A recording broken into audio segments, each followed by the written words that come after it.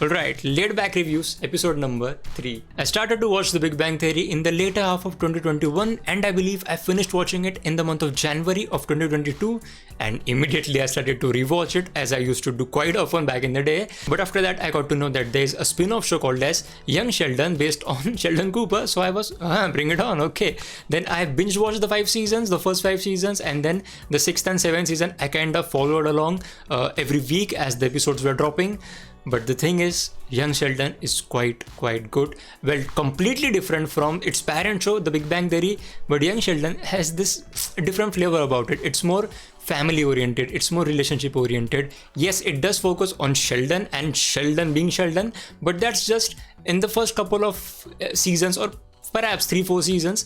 But after that, other characters also come into play and the show really shifts focus from Sheldon. And even in season 7 we are not really into Sheldon Cooper, we are really into the other characters, like the relationship of his parents and especially the newborn girl Cece, George and Mandy. So we are focused on that. And also this season was cut short by, it was just 14 episodes. Other seasons were in the 20-22 episode range. But there's one thing that I'm a bit disappointed about, but I kind of made peace with it. I will talk about it later in this video, and I'm sure the thing that I was disappointed about, you were disappointed about the same thing too. I can guarantee that. Hold on, before we start, let me tell you, there is another spin-off coming out from Young Sheldon. Yes, this fall there is another spin-off called as Georgie and Mandy's First Wedding, which will follow the life of Georgie and Mandy along with Cece. And yes, this is actually coming this fall.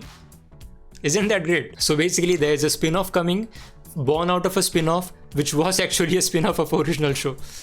Inception of spin-offs. But the thing I want to talk about is the finale and how they ended it. See, at the end of the 12th episode, I know everyone was in tears, or at least holding themselves back, because that last couple of minutes were, though we knew all the way along, even from before the series started, we knew George is going to die, but still knowing that, still his death really hit us very hard. And I'm not talking about episode number 13, in fact I'm talking about the end of the 12th episode, where we just hear the news of his passing.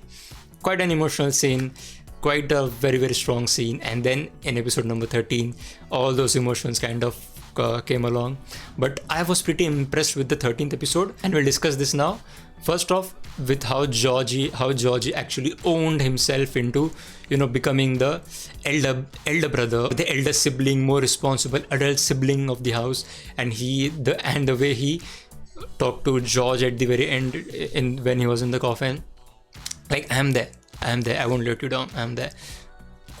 Very good to see. And even before that, when the siblings were fighting, and when Pastor Jeff actually came to visit them, like, he was there, he was the elder son of this family. Like, very good to see. And even they tried to close all of these ends, like, I mean, these links that are ending in this series are actually links years later in the characters that we see in the Big Bang Theory, like Georgie, how he kind of became what he became, like the man of the house at the end. Took care of his mother, took care of his sister, took care of Mima, all those things. We knew what he did, but again, we also knew that how it created a gap between Sheldon, and how Sheldon was completely oblivious to the fact that how his family was dealing with it. He just went away to Caltech, and he even acknowledges that in Young Sheldon.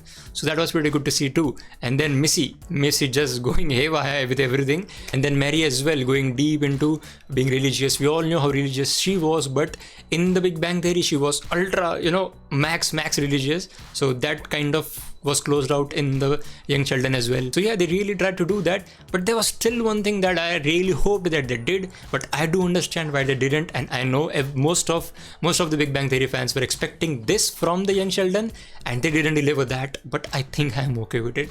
And the thing that we expected was a cameo from all of the Friends group that we see in the Big Bang Theory. Raj, Leonard, Penny, Bernadette. We wanted everyone, but we get none. We literally got none of them. We just got Amy and Sheldon. I think that was kind of appropriate at the end, because this story was of Sheldon. And if you see, and if you kind of calculate, it's a very simple calculation.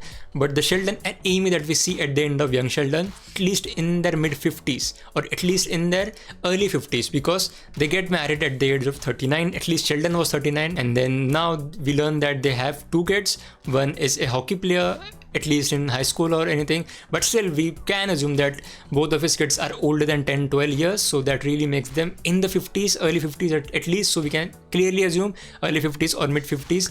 Basically what I want to say is so much time has passed between the Big Bang Theory and the conclusion of Young Sheldon, so we really can't expect every one of the characters that appeared in the Big Bang Theory to come here and give a cameo. I mean, maybe it's not possible for Penny and Leonard to visit. Maybe Raj isn't in the USA, because at the end of the Big Bang Theory we saw that he got nowhere, his story literally went nowhere, so perhaps he's back in India and everyone's busy in their family. But still, I do understand that making a small cameo wouldn't have hurt, but anyways, I've made peace with it and you should too. But what my takeaway from the finale was, at least about Sheldon, and I mean the entire Young Sheldon series is a memoir of Sheldon. But the thing that constantly was coming back in the finale from Amy and from the memo and the chapter that he was reading us to, that was about parenting.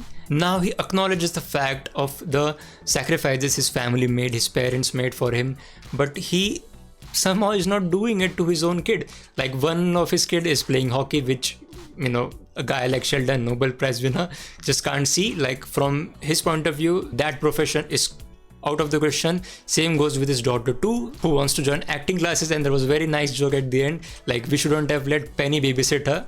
Quite nice. But yeah, what I want to say is both of his children are into such professions which he wouldn't be comfortable with, and he clearly isn't good with it, but still he has to make peace with that. He has to support his children, and that was the lesson of parenting that the finale of Young Sheldon was kind of dwelling upon. Like, yeah, this is what parenting is. You have to make sacrifices for your kids, and you have to let your kids do what they want to do. And this is what Sheldon's parent did with him, and Sheldon is expected to do for his kids too. And it was quite ironic, in fact. It was very, very ironic that he Nobel Prize winner, but his kids not at all interested in science. Like, his wife is a doctor, neuroscientist, but her kids not at all interested in it, as at least it appears so. So you have to close up this video. I kind of made peace with the ending. I really wanted to see the cameos from all the cast members from the Big Bang Theory, at least the main group. But yeah, okay.